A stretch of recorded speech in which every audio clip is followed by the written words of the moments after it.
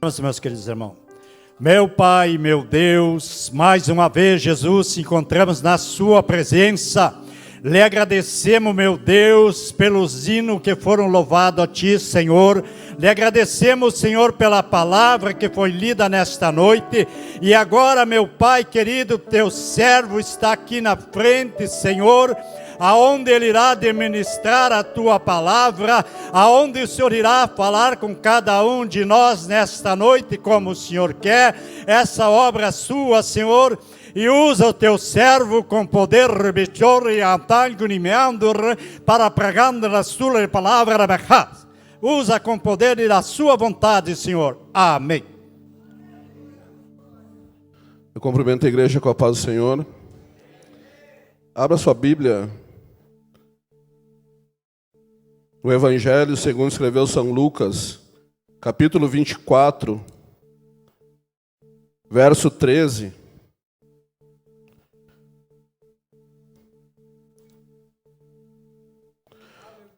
Lucas 24, verso 13.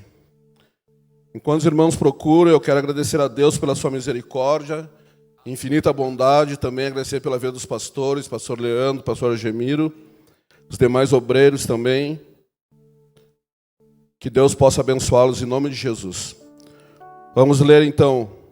Lucas 24, 13, nos diz assim: Eis que no mesmo dia, iam dois deles para uma aldeia que distava de Jerusalém, 70 estádios, cujo nome era Emaús, e iam falando entre si de tudo aquilo que havia sucedido.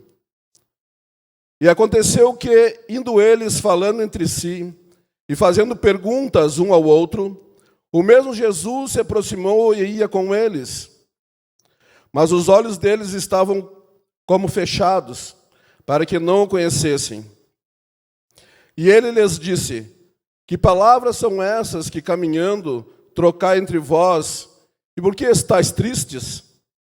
E, respondendo um cujo nome era Cleopas, disse-lhe: És tu só peregrino em Jerusalém, e não sabes as coisas que nela têm sucedido nesses dias? Pode sentar em nome de Jesus. Eu tenho certeza que Deus tem uma palavra para a sua igreja nessa noite, Deus tem uma palavra para a sua vida, Deus tem uma palavra de restauração para a tua família nessa noite. E eu tenho certeza que você não está na igreja nessa noite em vão. Eu tenho certeza que Deus vai falar contigo. Eu tenho certeza que Deus vai abençoar a tua casa, Deus vai abençoar o teu lar, Deus vai abençoar a tua família. E eu tenho certeza que o Deus que nós vamos pregar nessa noite, o Deus a qual nós pregamos, é o Deus que muda a história do homem. É o Deus que, com uma palavra, Ele muda a história de um ser humano. Nesses dias pós-modernidade a qual nós vivemos, nesses dias pós-modernidade a qual a humanidade vive, onde a tecnologia tomou conta das casas, dos lares, das famílias, o que mais nós temos em nossas mãos nos últimos dias são aparelhos eletrônicos. E nesses aparelhos eletrônicos nós conseguimos qualquer tipo de mensagem que nós queremos escutar. Mensagem de autoajuda, mensagem para acalmar a alma, mensagens que são pregadas de todos os tipos, em todos os lugares, de todas as maneiras. Mensagens de autoajuda. Mas há mais de 12.000 anos atrás, começou a ser pregada uma mensagem. E essa mensagem, nos últimos dias, ela tem sido esquecida no meio do povo de Deus, no meio da igreja. A mensagem mais antiga que tem sido pregada, a mensagem mais antiga que já foi pregada, é a mensagem da cruz. Ela é uma mensagem antiga. Para muitos é uma mensagem ultrapassada. Para outros é uma mensagem obsoleta. Para outros é uma mensagem arcaica. Mas eu tenho certeza que essa mensagem que é antiga, essa mensagem que é obsoleta e que ela já parece que está ultrapassada, é a mensagem mais atualizada que o ser humano pode escutar. Por quê? Porque o que é a mensagem da cruz? No que consiste a mensagem da cruz? A mensagem da cruz é um Deus todo-poderoso, se virando e olhando para o pecador, estendendo a mão para ele e o resgatando para si. A mensagem da cruz, o que é a mensagem da cruz? A mensagem da cruz é Deus provendo para si um cordeiro, imaculado, sem mácula, sem pecado, sem mancha. E esse cordeiro, ele se coloca sobre o madeiro, e no madeiro ele se coloca como um sacrifício. No madeiro ele se coloca como sendo um mediador entre Deus e os homens. Ele é o sacrifício perfeito. E a palavra diz que a mensagem da cruz é o Senhor Jesus Cristo inspirando a sua vida, entregando a sua vida. Ninguém tomou a sua vida, ninguém tirou a sua vida. A mensagem da cruz é um Senhor que se entrega. E Ele mesmo diz: a minha vida ninguém toma, a minha vida eu entrego. E eu tenho certeza, e posso falar que eu tenho certeza no meu coração, que a mensagem da cruz é Jesus Cristo indo contra a morte, indo fazendo tudo para encontrá-la. E ao encontrá-la, ele se agarra nela. Ele vai contra ela. A mensagem da cruz é um Deus poderoso. A mensagem da cruz é um Senhor que ele sobe aos céus. A mensagem da cruz é um Senhor que ele asperge o seu sangue imaculado sobre todos os utensílios do santuário nos céus. E a palavra diz que Deus Pai aceita o sacrifício. E no que o Senhor aceita o sacrifício, a sua ira é aplacada. A sua ira é propiciada. Deus se satisfaz com o sacrifício do seu Filho Jesus. Essa é a mensagem da cruz. Essa é a mensagem que a humanidade ainda precisa escutar. Essa é a mensagem ainda que a igreja precisa escutar. Essa é a mensagem que os obreiros ainda precisam pregar. Essa ainda é a mensagem que a igreja precisa receber. O texto ao qual nós lemos é um texto por demais conhecido dos irmãos. Muitos já pregaram sobre esse texto. Outros já escutaram muitas palavras sobre esse texto. Mas o texto que nós lemos é o texto pós-ressurreição de Jesus. É o texto que mostra que ele venceu a morte. Mostra que ele desceu o abismo. Que ele pegou as chaves do inferno e da morte. E que ele triunfou sobre ela. O maior medo do ser humano é o medo da morte.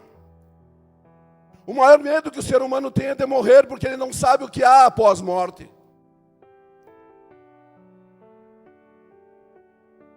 Os filósofos não sabem o que vem após a morte. Os médicos não sabem o que vem pós-morte. A morte é aquilo que faz o ser humano ter medo. Faz o seu coração doer, faz a sua alma latejar. E esse Jesus venceu a morte. E aqui, após vencer a morte, ele aparece a 2 discípulos que estavam retornando à sua aldeia chamada Emaús. Eles andaram com Jesus. Eles caminharam com Jesus. Por mais de 3 anos, eles participaram dos cultos, das andanças missionárias de Jesus. Jesus ensinou todas as coisas que poderia ensinar aos seus discípulos.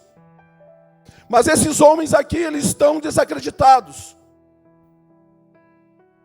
Fala o texto que eles estão tristes. Eles estão de luto. Mas por que eles estão de luto? Eles estão de luto porque o seu mestre morreu. Eles estão frustrados. Eles se sentem logrados. O mestre a qual eles creram não obteve êxito para eles. Tudo aquilo que eles sonharam, tudo aquilo que eles acreditaram, tinha acabado quando Jesus morreu. Quando desceram o corpo de Jesus da cruz, muitos estavam voltando para suas casas, muitos estavam voltando para os seus afazeres. Eles estavam frustrados. Estavam de luto. E muitas coisas nesses dias nos deixam frustrados. As expectativas que nós criamos em relação a algumas coisas, se não acontece, nos deixam frustrados.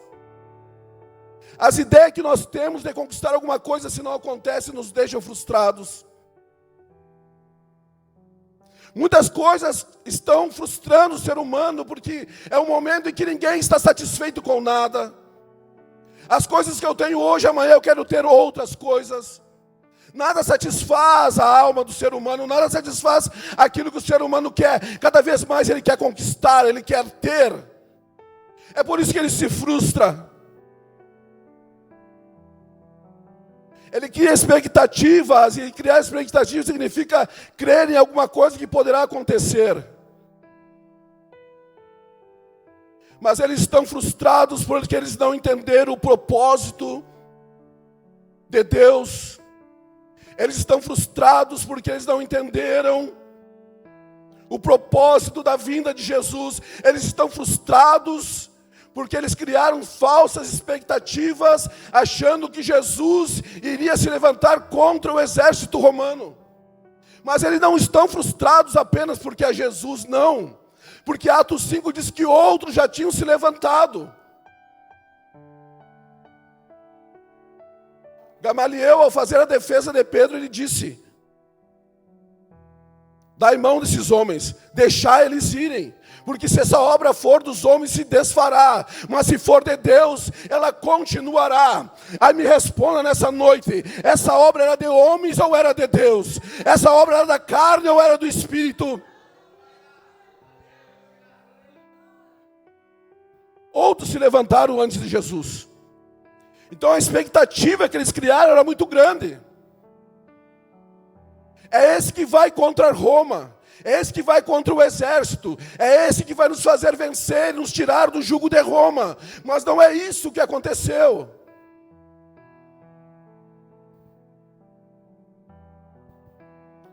Eles estão frustrados.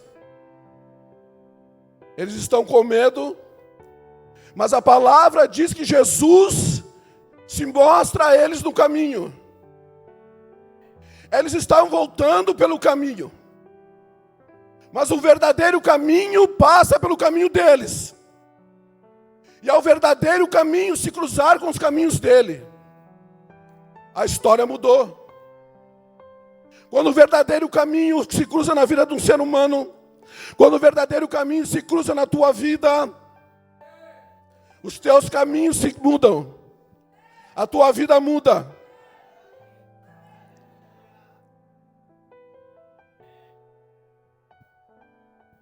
A palavra diz que eles começam a conversar com Jesus. Começam a ver aquele homem que está do lado deles. Ter alguém caminhando do lado era natural naquele tempo. Porque todas as pessoas faziam viagens a pé.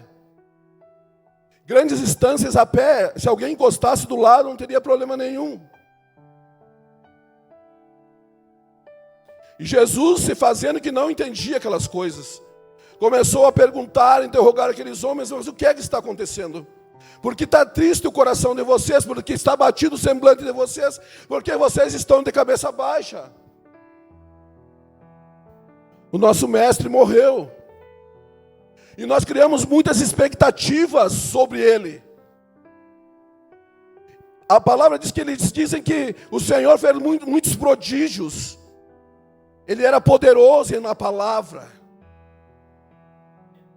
Ele fazia cruzadas missionárias, as pessoas eram curadas. Não tinha como não ser ele, não tinha como não ser ele. Mas ele nos logrou, ele nos frustrou.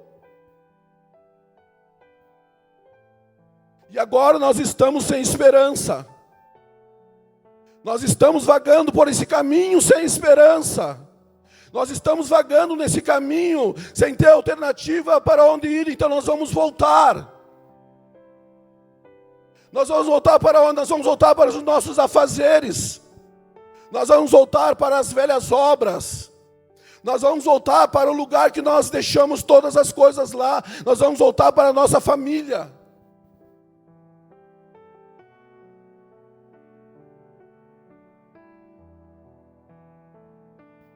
E como é fácil voltar. Como é fácil voltar às velhas obras. Como é fácil voltar àquela antiga prática. Como é fácil voltar ao Egito.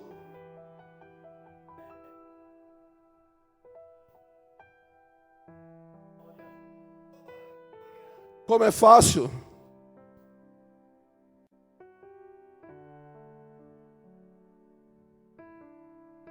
Porque quando nós chegamos aqui, nós criamos grandes expectativas sobre pessoas, nós criamos grandes expectativas sobre obreiros, nós criamos grandes expectativas sobre os músicos, nós criamos grandes expectativas sobre os pastores.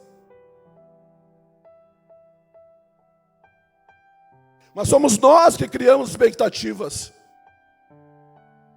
Não quer dizer que as pessoas têm que responder àquilo que você espera deles. Não quer dizer que as pessoas têm que responder à altura àquilo que você pensa delas. É você que cria as suas expectativas. Porque em nenhum momento Jesus te chamou e prometeu algo que ele não possa cumprir. Ou que ele não tenha cumprido. Porque Jesus, quando chamou a tua casa, quando Jesus chamou a tua família, ele te fez uma promessa. E essa promessa ainda está de pé. Mas qual é essa promessa? A grande promessa que Jesus fez para a tua casa, para a tua família, é a salvação da tua família. E essa promessa ele não mentiu. Sobre essa promessa, ele não falhou. Sobre essa promessa, nessa noite ele nos diz, essa promessa está mais viva do que nunca. Então se você vai parar, você pare por sua conta. Se você vai deixar das coisas de Deus, deixe pela sua conta. Deixe por o que você quer, por aquilo que você pensa, não por aquilo que Jesus está te dizendo. Se você está frustrado nessa noite, é porque você criou expectativas suas.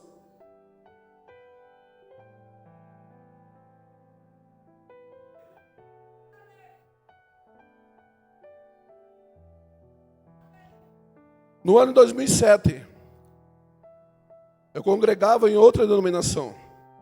E foi alguém da Assembleia aqui, daqui da Assembleia, pregar nessa congregação. E depois disso eu era dessa outra congregação. Eu vinha todas as terças, sentava lá no fundo, lá e ficava sentado lá. O irmão que está na porta ali, eu vinha de bicicleta, e eu pedalava bastante, e ele guardava para mim a bicicleta. E eu ficava pensando assim, mas deve ser muito, muito, muito difícil falar na frente como aquelas pessoas lá falam. Só que eu me lembro de uma coisa, que no ano de 1996, quando eu era adolescente, eu fui convidado para ir num congresso da Igreja Quadrangular. Chamava-se Adolescentes em Ação, foi na cidade de Rio Grande. E lá Deus me marcou e Deus me fez uma promessa.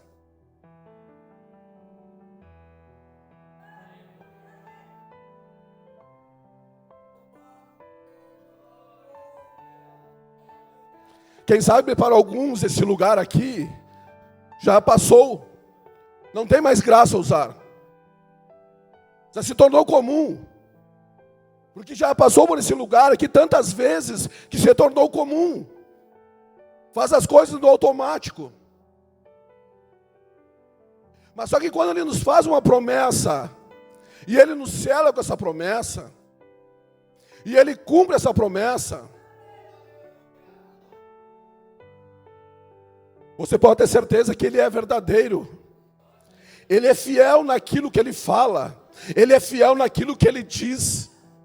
Ele é fiel naquilo que ele chama para a tua vida. Não importa o tempo, não importa os dias, não importa os meses. Quando ele marca, está marcado. Quando ele fala, está falado. É ele que levanta, é ele que abate, é ele que ensina, é ele que fala.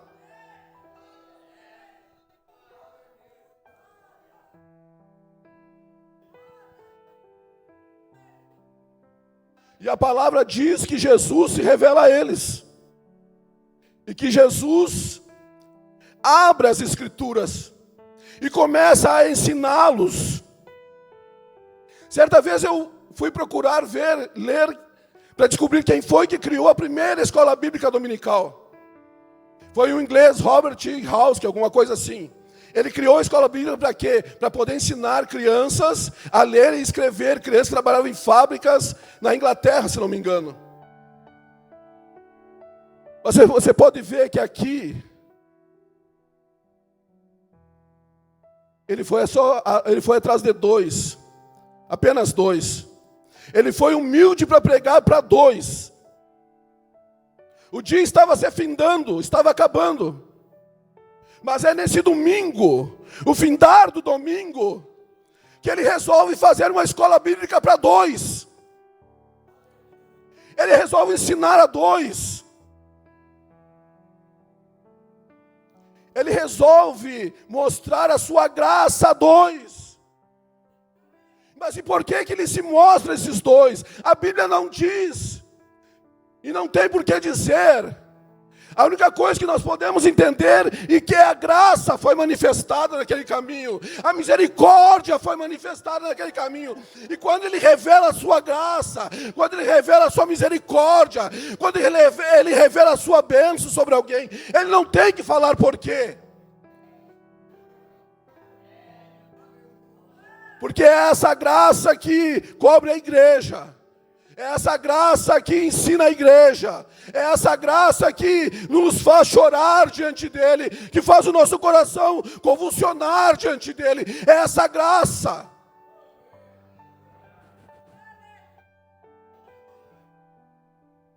Coloque a mão na sua consciência e pergunte para si mesmo: por que Jesus escolheu a tua casa?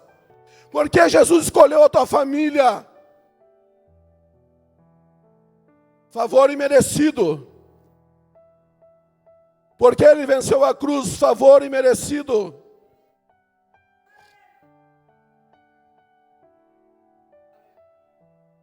Eu não ia falar uma coisa aqui, mas eu vou falar.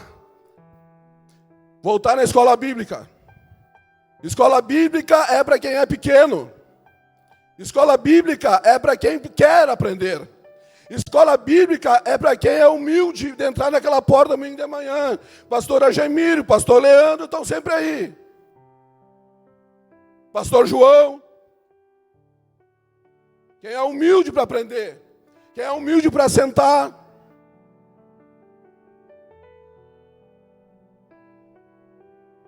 Isso aqui é a igreja.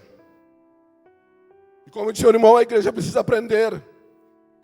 Então não me adianta ser um pregador de campanha de quarta-feira se eu não tenho que passar para a igreja. Não adianta eu querer fazer historinha, contar carrochinha, se eu não sei, se eu não tenho nada para passar para a igreja.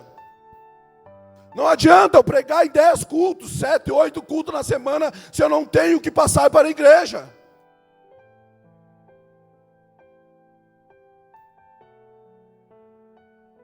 Já escutei que Deus, Ele dá a linha, e vai soltando a linha, e Ele solta a linha até onde Ele quer, Ele solta a linha até onde Ele deixa ir, mas chega um certo ponto, que Ele levanta o molinete dele e começa a usar, e puxar a cordinha de volta, começa a usar o anzolzinho dele, Ele começa a mostrar quem é quem. Então não adianta querer mostrar o que não é, não adianta querer fazer aquilo que não é para fazer.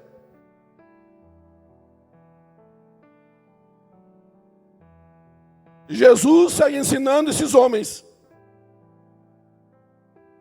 Jesus se revela a eles.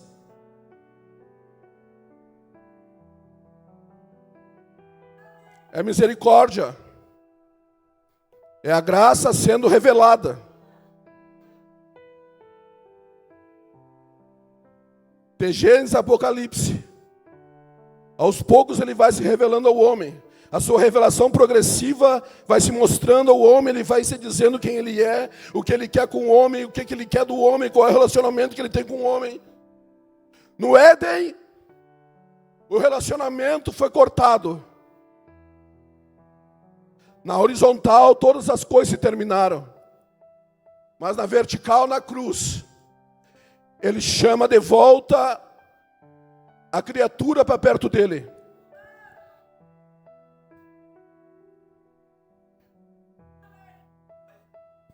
Após Jesus ensinar, após Jesus mostrar a sua graça, após Jesus mostrar a sua misericórdia, esses dois, diz a palavra que eles se constrangeram e convidaram ele a ficar mais um pouco. E ele parte o pão. E no partir o pão, está escrito que os seus olhos se abrem. E eles conseguem entender que a graça estava do lado deles. E a misericórdia estava do lado deles. E eu quero te fazer uma pergunta nessa noite. E eu preciso responder essa pergunta também. Esse coração ainda queima quando ele fala. Esse coração ainda queima quando ele expõe as escrituras para você. Esse coração ainda queima pelas coisas dele. Esse coração ainda queima pela obra dele. Esse coração ainda queima pela vontade dele. Responda para você nessa noite: esse coração ainda queima quando você canta o louvor? Esse coração ainda queima quando você prega, obreiro? Esse coração ainda queima?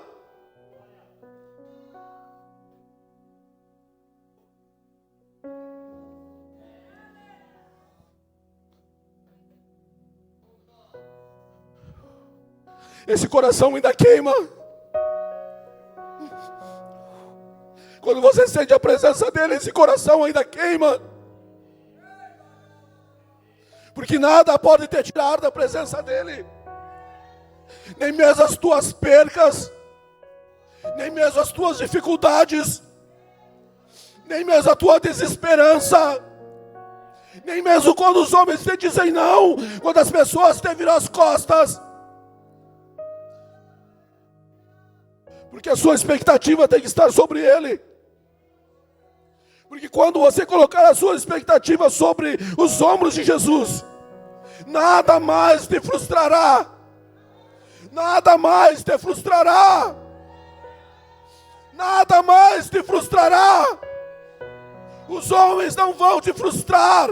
As pessoas não vão te enganar. Teus colegas de trabalho não vão faltar contigo, porque você não tem uma expectativa terrena. Eles perguntaram para Jesus: tu és peregrino? Sim, ele era peregrino. Nessa terra ele era peregrino. Mas ele estava voltando para a sua Jerusalém espiritual. Na Jerusalém terrena ele era peregrino, mas na Jerusalém celestial ele é eterno para todo sempre.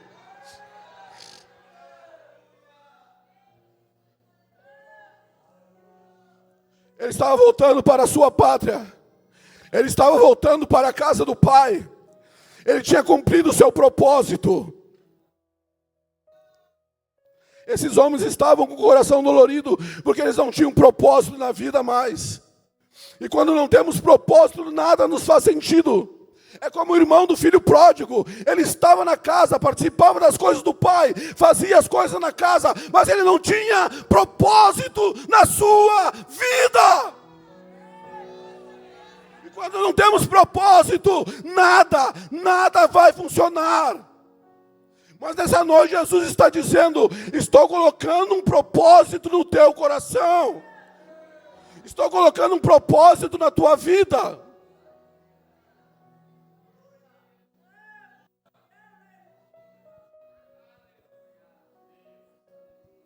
Propósito. Visão.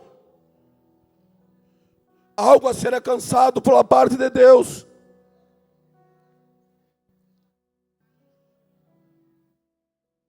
O meu tempo se foi. Eu tenho consciência que eu sou limitado. Eu sou um obreiro em formação. Estou aprendendo.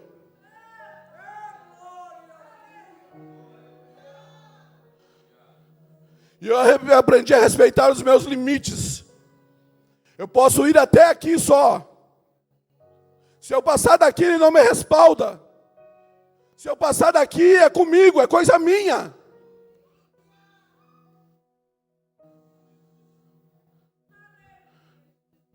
É hoje que o propósito vai ser restabelecido.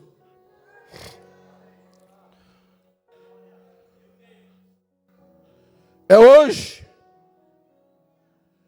É hoje, por isso que você está aqui, é hoje. É hoje. É hoje que essa graça te envolve de novo. É hoje que a bondade te envolve de novo. Sabe por quê? Porque os planos dele não se frustrarão. Os sonhos deles não se frustrarão. A vontade dele não se frustrará. Ele é fiel para começar a boa obra. Ele é fiel para terminar a boa obra. Aquele que começou a boa obra é fiel para terminá-la.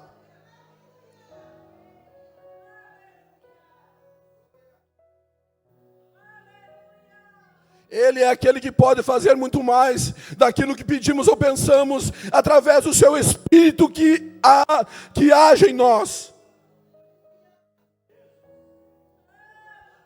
Paulo, ao escrever aos Efésios, ele diz: bendito Deus e Pai de nosso Senhor e Salvador Jesus Cristo, a qual nos abençoou com toda sorte de bênção nos lugares celestiais em Cristo.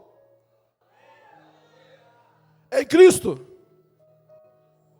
As promessas sobre Abraão se cumpriram em Cristo. As promessas sobre Davi se cumpriram em Cristo. Abraão, tu serás bendito, Abraão, mas em Cristo. A tua casa vai ser bendita, mas em Cristo. A tua família vai ser bendita, mas em Cristo. Você vai prosperar em Cristo. Você vai ser abençoado em Cristo. O teu trabalho será abençoado. O teu lar será abençoado. A tua família será abençoada em Cristo.